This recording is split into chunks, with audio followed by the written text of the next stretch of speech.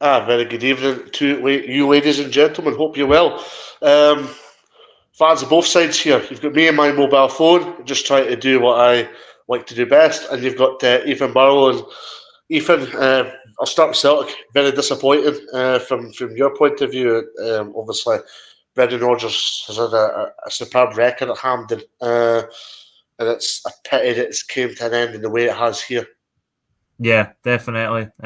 Celtic weren't good enough, and you couldn't really argue with the end result. I don't think Celtic were good enough to win any trophy today. I thought Aberdeen approached the game brilliantly, and I know they were maybe a slightly negative in the first half, but you're playing against the Celtic team, which has beat you quite heavily on a few occasions this season, and any way to find a win, especially in a Scottish Cup final, is what is the main target, obviously. And I thought Jimmy Tilleen masterclassed it today.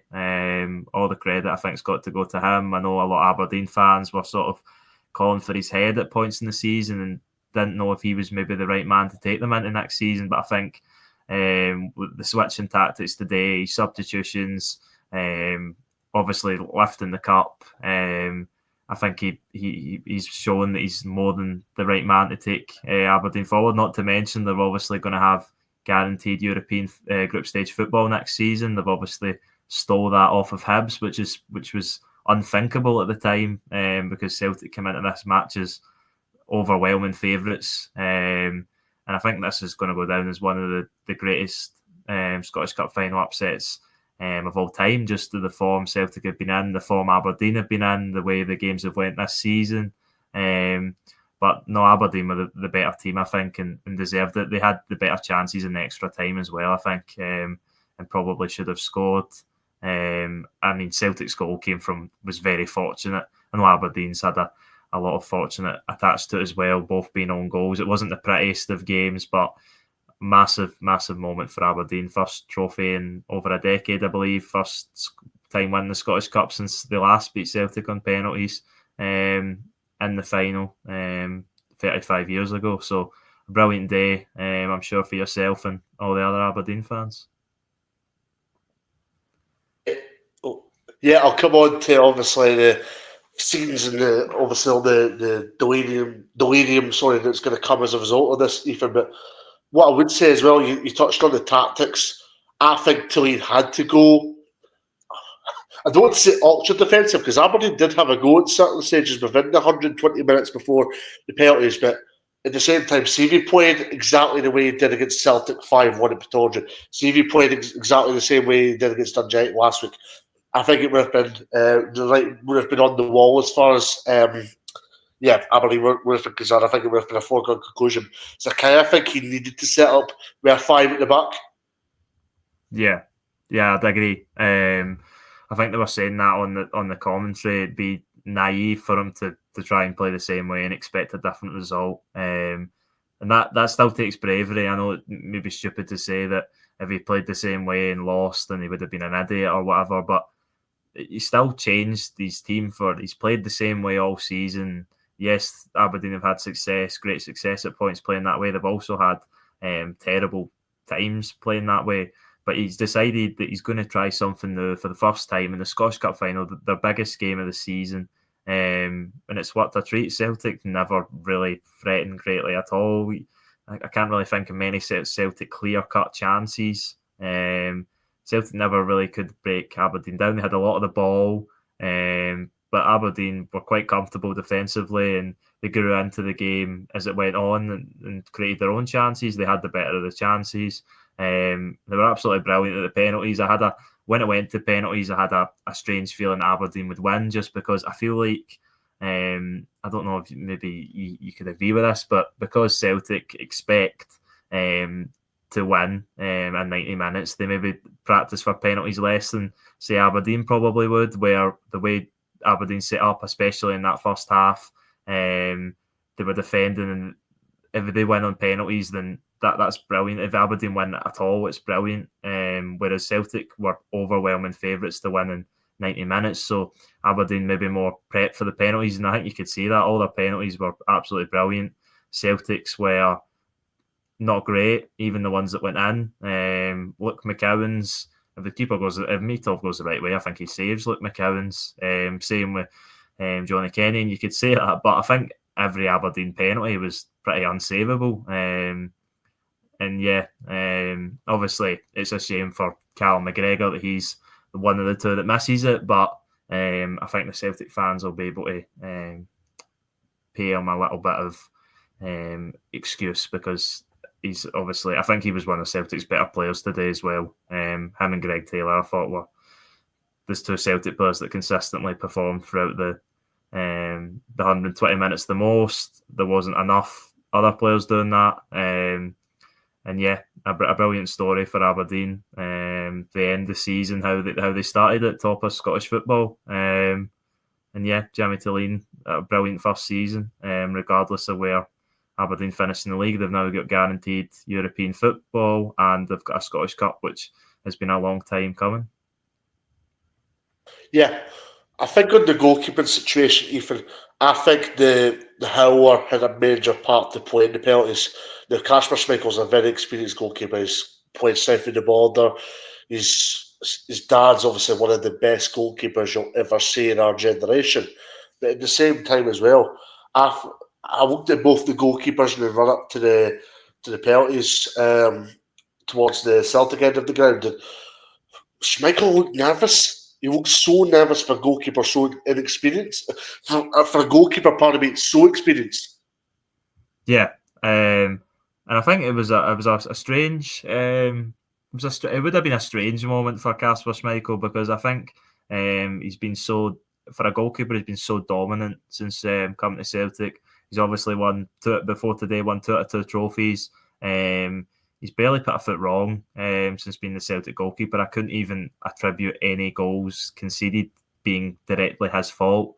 And today, obviously, the goal was definitely his fault. And that maybe is something that he's not had to deal with. He's not had to deal with a lot of adversity in his Celtic career so far. So it's maybe something that he's kind of he's maybe doubting himself when it comes to the penalties, and he's not as confident.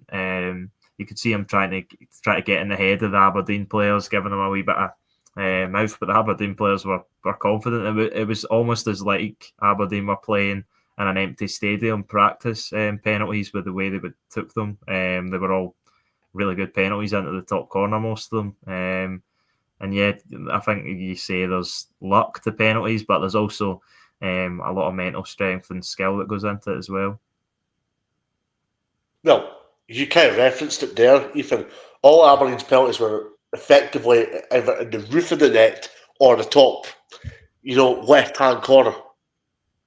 Yeah, definitely. That's why even the ones that Schmeichel dived the wrong way, I think they were pretty unsavable. The two that Celtic scored, McCowan's and Kenny's, weren't the best penalties. They go in, it doesn't really matter. McGregor's, not a great penalty, great save by Dimitar Mitov.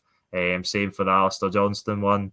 And even Dyson Maeda, the other penalty that went in, he looked like he couldn't even be bothered to take the penalty. He kind of just stepped up and just striked it. And Dimitar Mitov really should have saved that one, but we'll cut him some slack saving the other two and being the match winner in the end.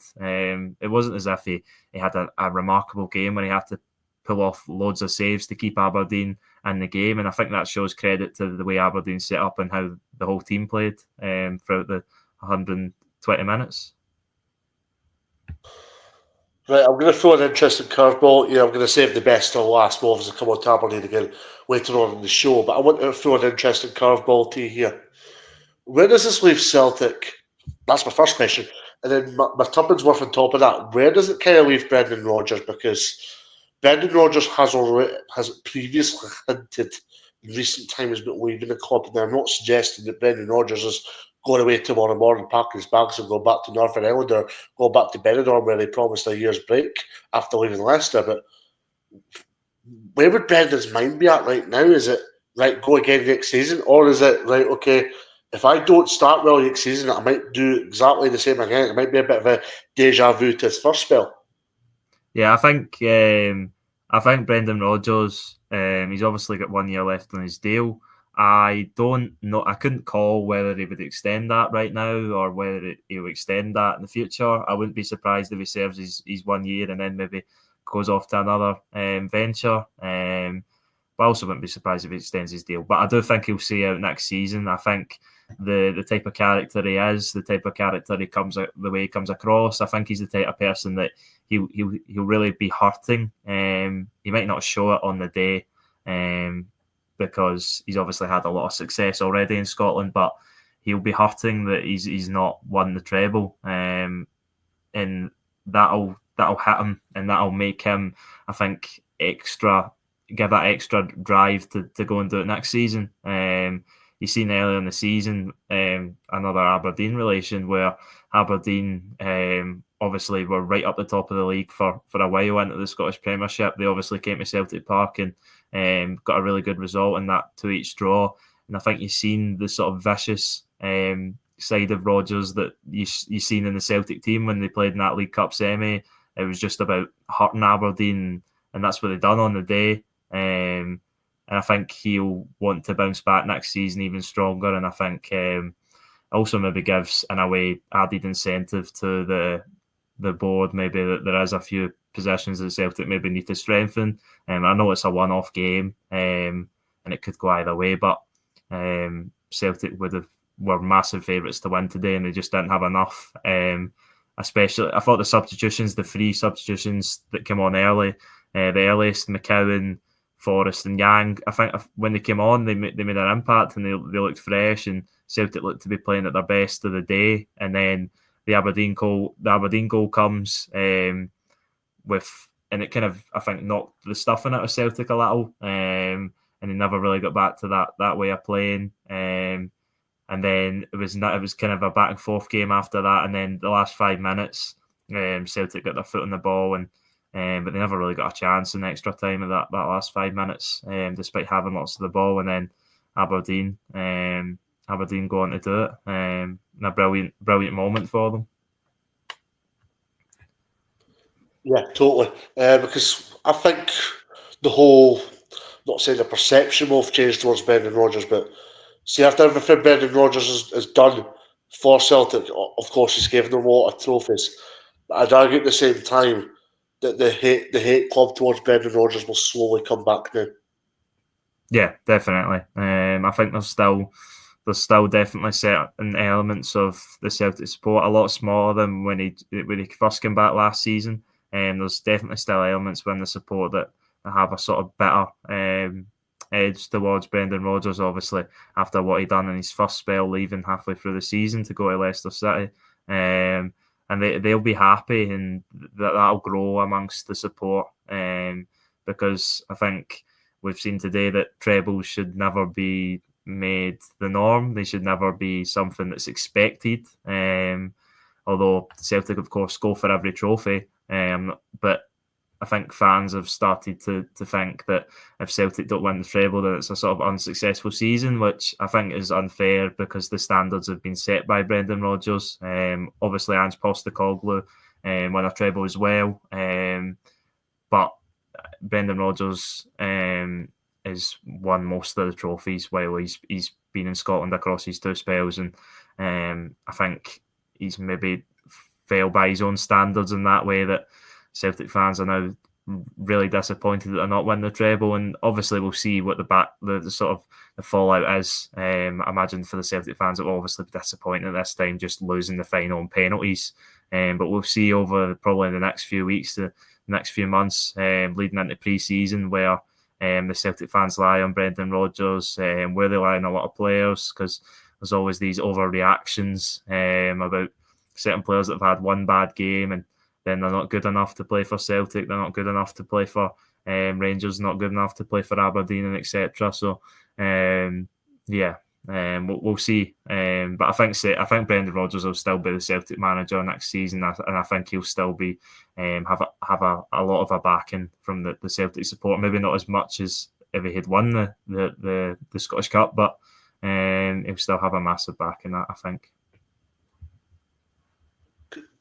Yeah, because that's the thing. I think Brendan Rodgers did an excellent job for Celtic. I mean, considering, I think there's got to be a wee bit a perspective here. You've got to remember who's actually been in charge of Celtic before, like Neil Lennon, and how that all pretty much capitulated in a short space of time. No Celtic fan needs reminding of that, to be brutally honest. As Postecoglou, that got off to a relatively slow start before it really excelled, following that cup final victory over Hibs a couple weeks ago. Just to clarify, CB, I know you've popped up on YouTube. I'm not Willie Miller, and neither is Ethan. My name's Dave. I'm not Willie Miller, that's for sure. I wish I was Willie Miller. If I was Willie Miller, I'd be in Glasgow, not Aberdeen at this precise moment in time. Um, Back on to Celtic briefly, then I'll come on to Aberdeen as the show progresses.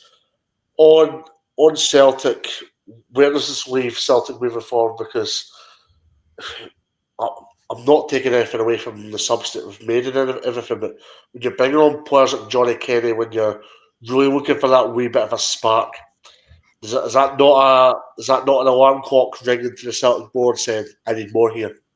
Yes, definitely. Johnny Kenny, he's a fair player. He's obviously went to the Republic of Ireland League and he's done well for Shamrock Rovers on loan there in the league and in the Conference League. But playing for Celtic's a whole different level, and he's not been able to break into that team. I know he obviously made his first start at Pittodrie recently and got his first Celtic goal, but is he good enough to be a Celtic backup striker? I'm not too sure. And I think obviously Celtic have got Jota, who's injured. That's another option that we could maybe put on the wing, and Maeda could stay up front or whatever. But I think Celtic definitely need something else in that area, whether it be a striker or a left winger. But I think that would be the one of the positions already, and I think that outlines it today. That Johnny Kenny, yes, he's been okay, but he's not really came into Brendan Rodgers' plans without the injury of Jota. I would definitely agree with that point. And Celtic will need to strengthen in other areas as well, because it's a slight wake-up call, but it's difficult to put into perspective, because if Celtic had won this match on penalties by the finest margins of difference, then I don't think there would be as much wake-up calls. So in a slight way, it'll benefit Celtic in the sense that maybe the owners will take a deeper dig into their pockets, but in the sense Celtic obviously don't have the Scottish Cup and they haven't won the treble. So there's both ways to look at it, but it'll be a disappointing day for the Celtic fans. Absolutely. Now, by the way, that question, I don't just mean Johnny specifically, but when you look at the options off the bench, it is alarming, the options that are coming off the bench, and you're going, not too 100% convinced. You say that at the same time, and they've obviously gave the likes of Bayern a game, they've obviously done very, very well in Europe, but I do think that there's a saying that 2 or 3 players don't make a team, Ethan, but I'd argue at the same time, there probably is 2 or 3 players that make a team. But obviously, you've said your piece on that. Does Dimitar Mitov for me, I don't want to be asking you questions because you're obviously a Celtic fan, I'm an Aberdeen fan, but Dimitar Mitov for me goes down as legendary status alongside Brian Irvine for me. Brian Irvine obviously got legendary status for what he achieved in 1990. Aberdeen have obviously not won the Scottish Cup since then.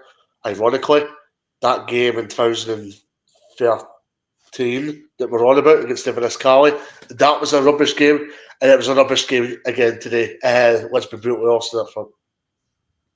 Yeah, I would definitely agree. Dimitar Mitov was the difference ultimately, and when it's penalties and when it's been a terrible game. I mean, 2 own goals is the goals. Dimitar Mitov was the difference. He saved penalties. Kasper Schmeichel didn't. I would definitely agree with that. When you've went so long without winning the Scottish Cup, and Aberdeen obviously pride themselves on being one of the biggest clubs in Scotland, and to finally sort of bring that success back, and being at the heart of that, and having a difficult season, because obviously he's had to go through a few injuries, but I think he's carried on his player of the season Murphy form at St Johnstone into this season with Aberdeen, and he's been a really good pickup from Aberdeen. One of maybe one of the best signings in the summer. And hopefully for Aberdeen, they get a full season out of him next season when he's not troubled with too many injuries. But yeah, he was the difference today, and I think he would probably, I don't know who got man of the match, but I think he would probably be it just off the 2 penalty saves in the shootout.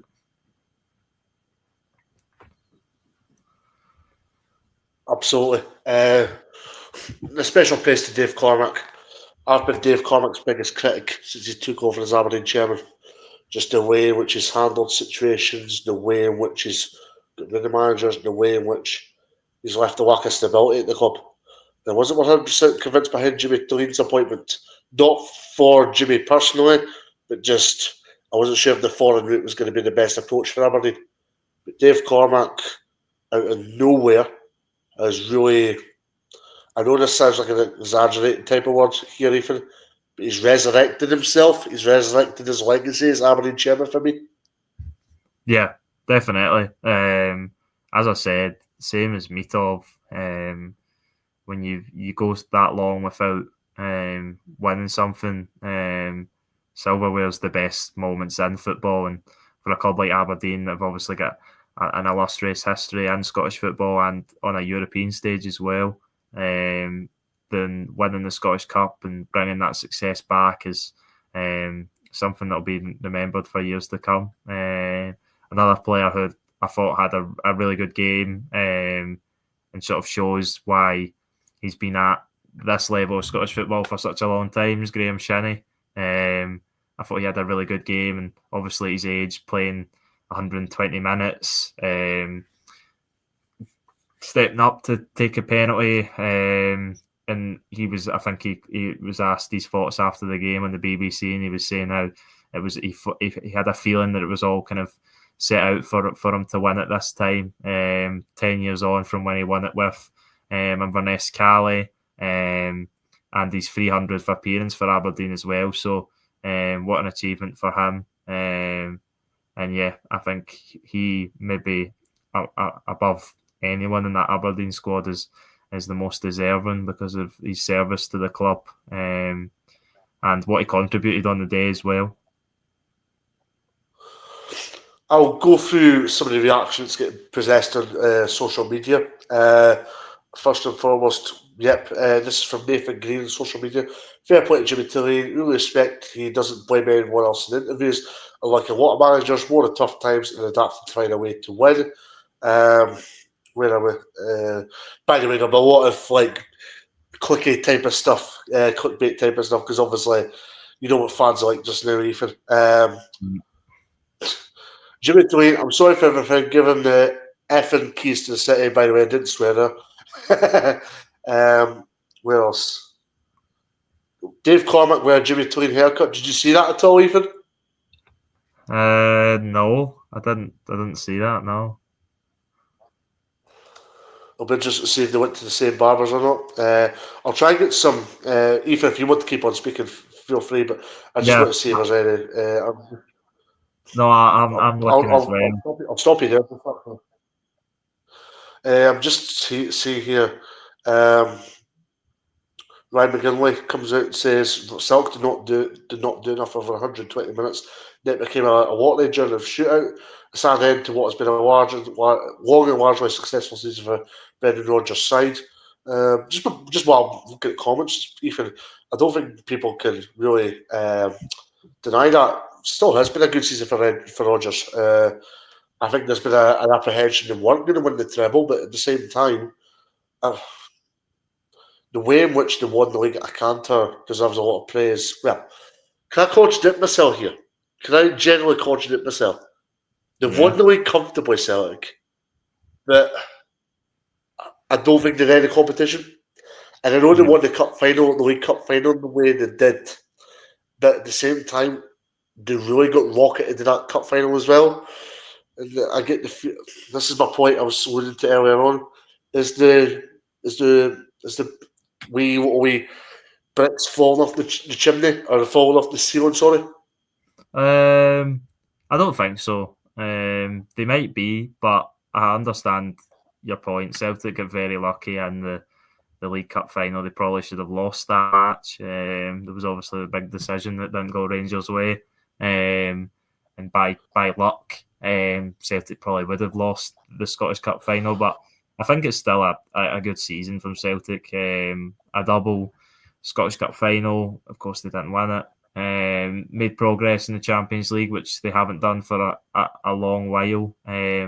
I think a few Celtic fans, if you had asked them at the start of the season, would you take a double and progress in the Champions League instead of a treble with little to no progress in the Champions League? I think some of them maybe even would have taken that.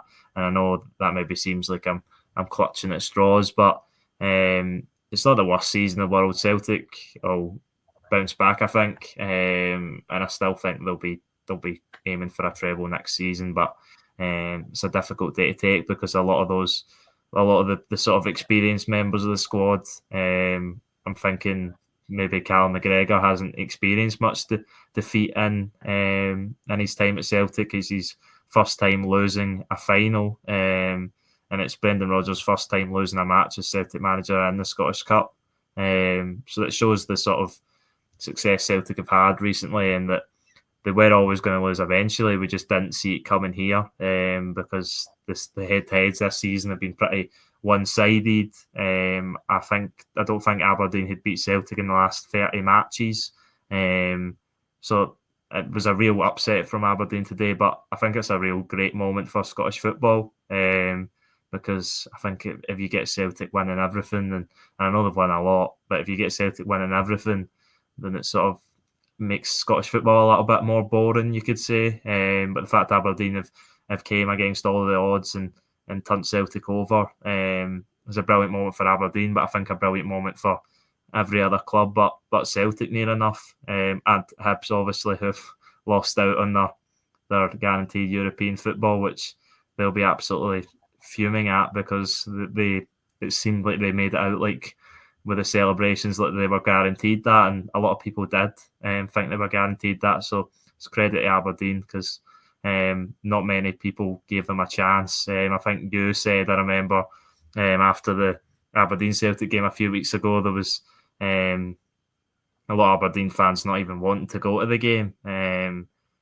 So it shows the job Jimmy Tilling's done in this game and shows that he's worthy of the Aberdeen job, and he should be backed in the summer because they've got a European campaign to come up, which should be good. Absolutely. I just want to touch on a few points that have came up on social media. Raffles at No Boy says nobody played well, but that loss is on Brendan Rodgers' shoulders. Wouldn't change a thing despite it not working. He wants perfect goals and wins, especially in Scotland. You can't score if you don't shoot, period. Tam McManus, interesting from Tam McManus actually. Well deserved Aberdeen, is solid and stayed in the game. Celtic were abysmal and Brendan Rodgers subs bizarre. Would you go along with that? I don't know. I don't know if you can blame Brendan Rodgers. I think Celtic, the players, just weren't good enough. And maybe you could say he's been faced with this question that he's not adjusted well enough to what Rangers have done against Celtic this season. Obviously, Rangers have thrown a whole lot of different sort of setups against Celtic, and they've got the better of Celtic this season, you would say, in a head-to-head point of view. And Jimmy Tilleen obviously threw a curveball today with the back five. And yeah, maybe you should say it's on Brendan Rodgers to suss that out. He's got the better players at his disposal. He should win the match, but we know football doesn't always work like that. I wouldn't say his substitutions were strange. I think the first three were expected. I would have thought they would have took Bernardo off before he took Engels off. That was the one that surprised me. But even bringing Jeffrey Schlupp on and putting Greg Taylor into midfield is something we've seen for the first time really at last weekend on Trophy Day. So when I heard that Jeffrey Schlupp was coming on, that's what I thought he was going to do. And I thought Greg Taylor done well in midfield. I thought he added a little bit something different. And I thought Greg Taylor was one of the better Celtic players today, and probably his last game for Celtic unless he signs in a contract, which is looking increasingly unlikely. So yeah, I think it's hard. It would be harsh to blame Brendan Rodgers, but I think him and the players have got to take responsibility because as a whole it probably wasn't good enough. But yeah, Celtic were just second best on the day. Aberdeen deserved it, and luckily enough, they won on penalties with some great penalties as well.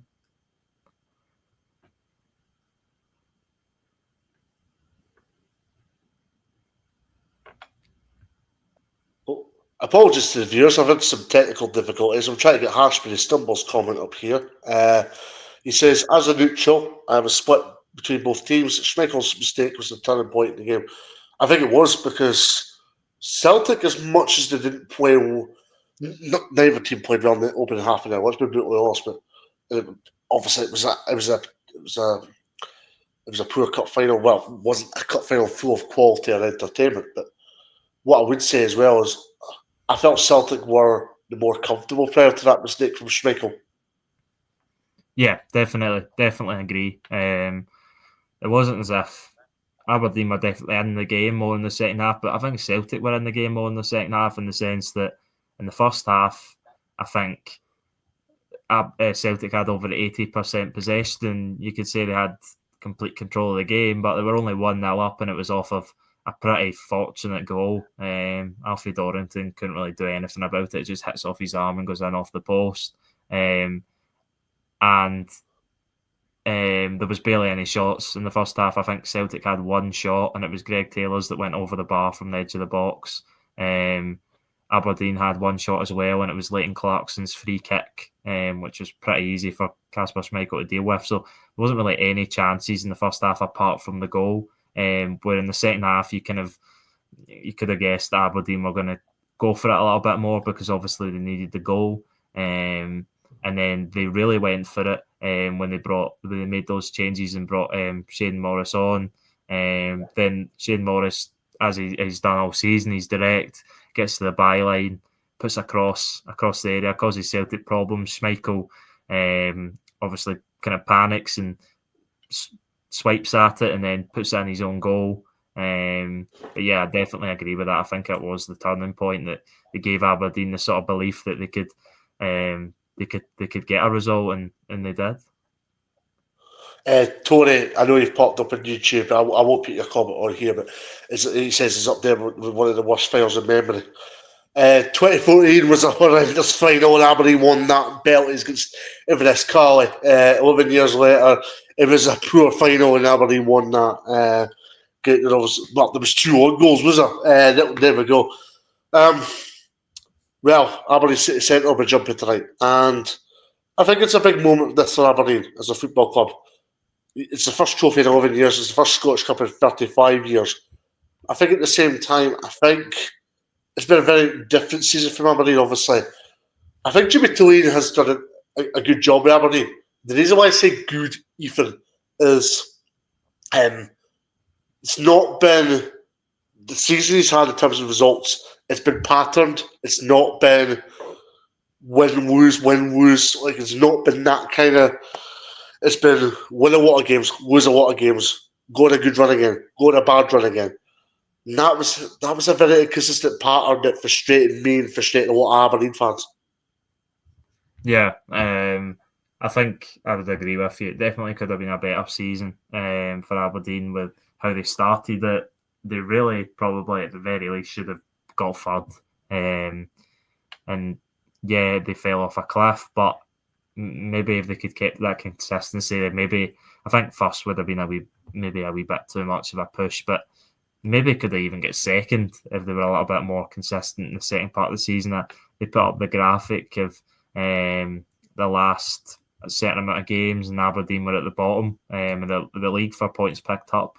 So it shows how poor Aberdeen were domestically. Well, not domestically because they only played domestically, but in the league over the last stretch of games. But I think that'll, for a large part, will be forgotten because effectively Jimmy Tulane has got them to third because they get the European place for third. They obviously get a trophy as well. So I think if you had asked Aberdeen fans, would they rather third and not win the Scottish Cup or fifth and win the Scottish Cup, then I think, well, I'll ask you now, but I think I probably know the answer. I don't. All day. I was waiting to jump on that point all day long, fifth in Scottish Cup. I think it's funny as well, Ethan, because there was so much disappointment after the game at Tardis on Saturday in terms of how the game unfolded and how Aberdeen obviously were 1-0 up and then United found a way to win the game. And there was so much disappointment in that result. There was so much disappointment last Wednesday. And let's be honest, it sounds disrespectful, but it was a second string Celtic team that went to Pittodrie and won 5-1.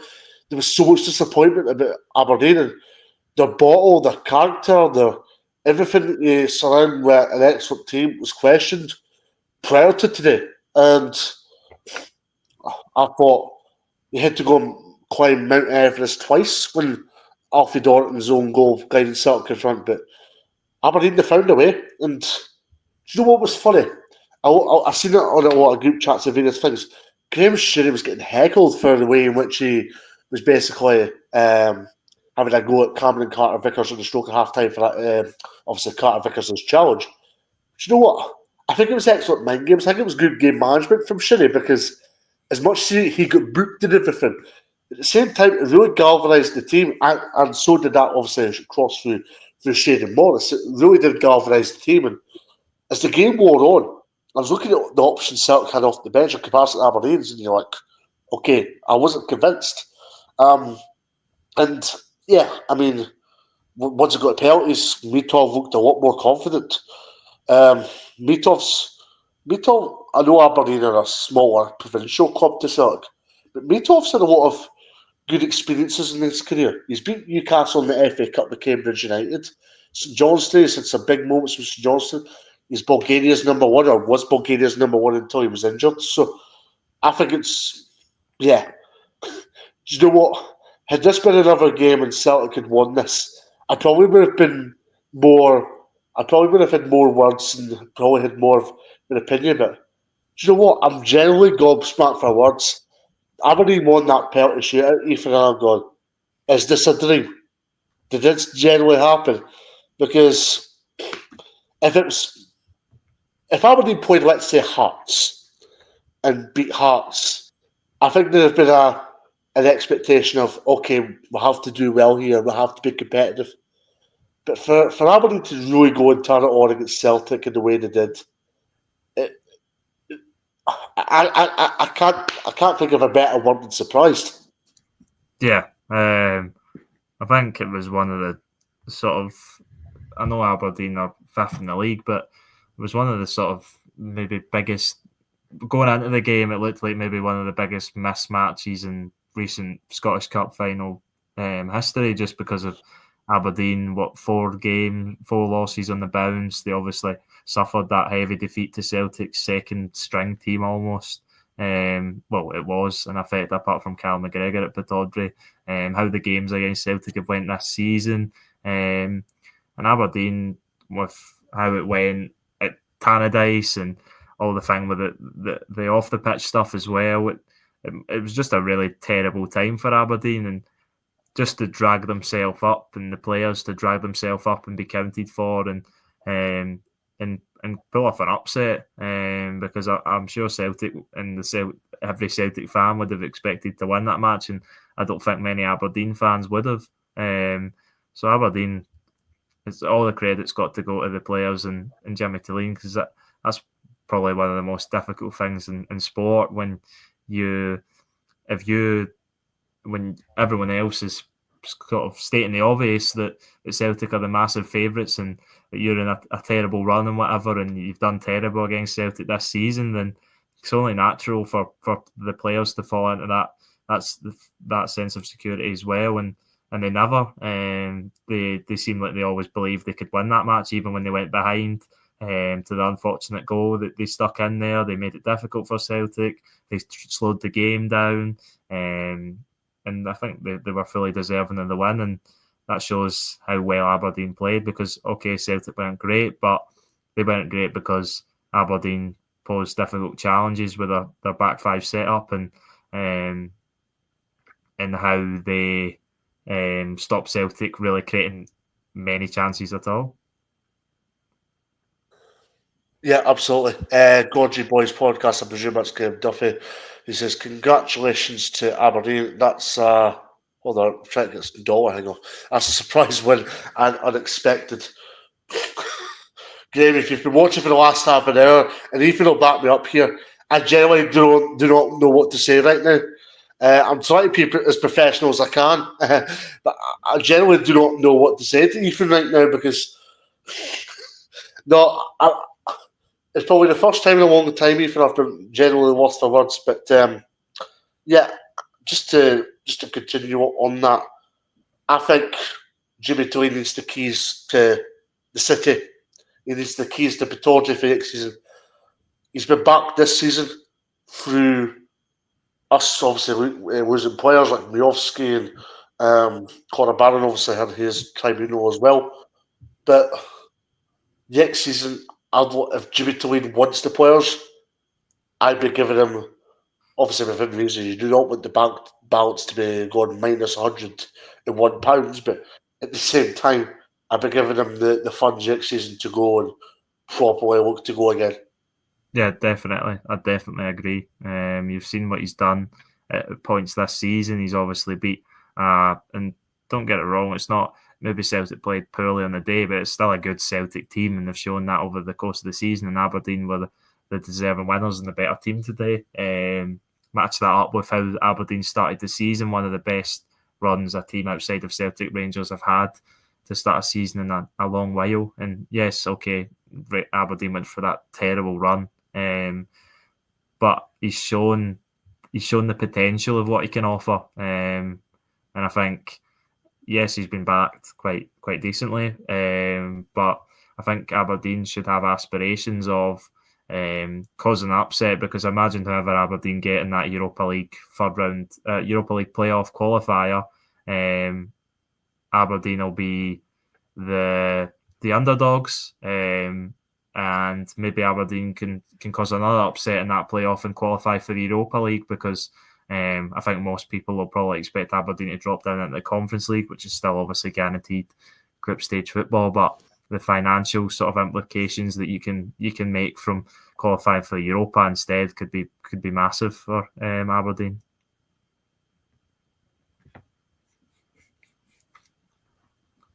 Yeah, just to give everybody a bit of context, we're 42 minutes in, so we'll have 18 minutes left, a cup final chat, and then we'll just wrap up for the evening. Do you know what? It's not off the record because we're obviously only on the air at the moment.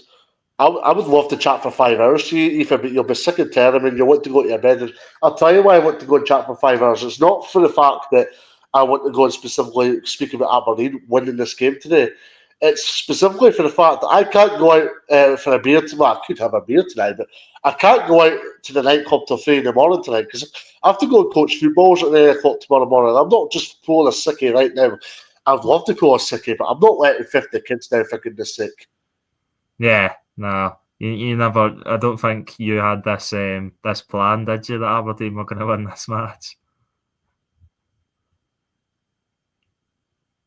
Very much not. As I say, I might have a beer, but I'll make sure the door's locked so that I don't go out the door. So I'll need a shower anyway. So that's enough of my private information for this specific moment in time. Where does Celtic go from here? Before I refresh the last 15 minutes now, where does Celtic go from here? I think Celtic have just got to wipe themselves down. They've got to, I don't know what sort of it'll require from the players. It's one that I don't think we've seen this. I think we can all agree that Callum McGregor's had one of the best mentalities of a Scottish footballer in the Scottish Football League for a while. His constant drive for success is why Celtic win everything they do win. But he's never had to deal with losing and him being partly responsible for them losing. Of course, someone has to miss the penalty, as Alistair Johnson obviously did as well. But it'll be interesting to see how he bounces back from that. It'll be interesting to see how Brendan Rodgers bounces back from losing at Hampden, losing a Scottish Cup match. I think Celtic will they'll dust themselves down. They'll reinvest in the summer. They'll need to get ready for the big Champions League playoff to decide if they get into the Champions League. They'll be favourites probably for whoever they play, and they'll want to be seeded for that as well. And I think it comes down to how Dinamo Zagreb do in the Croatian league, Ferencvaros do in the Hungarian league, and who's the other team? I can't remember the other league. Whether Celtic will be seeded or not seeded for that playoff. But yeah, Celtic will need to get the signings in before that, because ultimately it'll be a good investment if they bring in players that improve the squad for the 40 million that you do get when you get into the Champions League. I know a lot of Celtic fans have debated on whether they want a wee season in the Europa League to really challenge themselves in Europe, but I think the Champions League money is the reason why Celtic are in the league, certainly so far ahead of the rest, because they've got that Champions League money coming in. They can afford to buy the best players. I just want to touch on this from the Gorgie Boys podcast. An excellent question, by the way. Well, it's not a question, but excellent point. Aberdeen have to build that next season. T1 winning a trophy this first season is massive, but they can't stand still. I thoroughly agree with you, Graham. And that's what Derek McInnes done. I don't know if you remember this, Ethan. I'm presuming you were a kid when obviously Aberdeen won the trophy the last time. I remember them winning it, but I don't remember the key details. Okay, I was 18, 19 last time Aberdeen won a trophy, so just for context for the viewers, I'm 30, so I'm not that old just yet. Anyway, I think with McInnes, Graham, obviously we won that trophy under McInnes, and I'm trying to remember, was that his second season? I think it was his second season. It was either his first or second season in charge. And the following season, we really kicked on. I know Rangers weren't obviously in the Premiership at that time, and I know Celtic won the league. I can't that season, but that was the season. Ethan, you might be able to clarify me on this. It was the following season Celtic they won the league, of course, but it took them till the last few games to go win the league. That was the season Aberdeen finished second, if I'm not mistaken. That would have been the 15-16 season, would it have been? Ronnie Dyler's second season, I think it probably was. And yeah, Ronnie Dyler's a perfect sort of, just to quickly make the point that winning trebles isn't easy, because he obviously had the chance to win trebles when Rangers weren't even in the top division. So it shows that it's not easy to win trebles. It's not easy to win doubles either. But yeah, I think it was the 15-16 season you're talking about. Yeah, okay. I knew it was one of those seasons, and that's kind of my point. It's like Aberdeen actually really did kick on from winning the League Cup game, and as much as it wasn't proof of the pudding in that 14-15 season, because Celtic ran away with it, and the following season, the 15-16 season was when Aberdeen made a right good go of it, and that would be my idea moving forward if I'm Aberdeen. And like, it's not every day players like James Madison comes in your doorstep and signs for the club on loan from at the time Norwich, and look what he's done in his career. Obviously, Danny Ward was a big part of that, the period at that time. There was a sense of hindsight within Aberdeen camp that when Danny Ward went back to Liverpool, there was an element of, okay, could Aberdeen have kicked on if Danny Ward was still in goals? Because he moved on in January back to Anfield, and Aberdeen, as much as they were still winning games at the same time, Danny Ward was a big part of why they achieved what they did in the first half of the season. And yeah, I think moving forward, I think it's going to be a very competitive Premiership again next year, Ethan. I think you're going to find Celtic and Rangers will be their own dynasty, as we all know. United will go again, even though United are away to lose some experienced players. I think United will go again. Jim Goodwin's very robust, he's very shrewd, he's very proactive. Hibs, interesting. I think Hibs fascinate me next season. Hearts will fascinate me with McInnes. Obviously, you've got Kilmarnock, Motherwell, Dundee looking for new managers. Going to be interested to see what route they go down. You've got Falkirk, who plays silky football. not suggesting for 1 minute that Falkirk are going to be European football next season, but I think Falkirk could be a refreshing addition to the league as well. So you see it with Robson just before you come in. You see it with Robson when we reached Europe having finished third. And ultimately, what we achieved in Europe was um, faltered by uh, how we'd done domestically. Like, the domestic scene was not good enough. And I hope we get the best of both worlds next season. Now, what you're going to find, and this is a different proposition to 11 years ago. Aberdeen are group stage football. 11 years ago, they didn't have that possibility because it was the League Cup. So, how is Aberdeen going to approach that? Strength and depth will need to be required because if you look at the bench, there's a lot of quality. But then if you look at it as well, there's a lot of young players. Kevin Nisbet will probably be in his way in the summer. I can't see Aberdeen signing him in a permanent. I can see him either staying at Millwall or, indeed, because of the season he's had at Aberdeen, will probably have interested parties elsewhere. So I do think it's going to be interesting to see how we approach this now. I think, as you say, Graham, I think it's important we build it. I think it's important that this is a benchmark. It's not just a case of it's a one-off because that's what hurt McInnes. Now, I've got total admiration for the job that McInnes did at Aberdeen, but he had 4 or 5 good years. Let's be brutally honest, 4 or 5 good years, and then the last 2 or 3 years petered out very much so. Yeah, I would agree, and I think Aberdeen should be aiming for third place next season at the very least. Aberdeen already have one of probably the biggest squads in the league. You could argue one of the best managers in the league, and probably one of the biggest pots of cash in the league, especially with that European football now guaranteed. That they should be aiming for third, and they should be aiming to make a dent on Europe, whether it be qualifying for the Europa League, which would be a remarkable achievement, or even if it is going into the Conference League, progressing out of the league phase, because I think it's a doable thing for a Scottish club. Hearts should have done it this season. And you look at some of the teams that have went far in the Conference League this season. You've got a couple of Polish teams, I think, made it to the quarterfinals, if I'm not mistaken. So the potential's certainly there to go and compete in that tournament. Europa League less so, but with the Europa League, you obviously get that big influx of cash that can maybe push Aberdeen to go and maybe chase down second place or get close to doing so, like it looked like they might do this season. So yeah, I definitely agree. Aberdeen need to build on this because it's a massive feel-good factor for the club, and it's a massive financial success as well with European money on the way.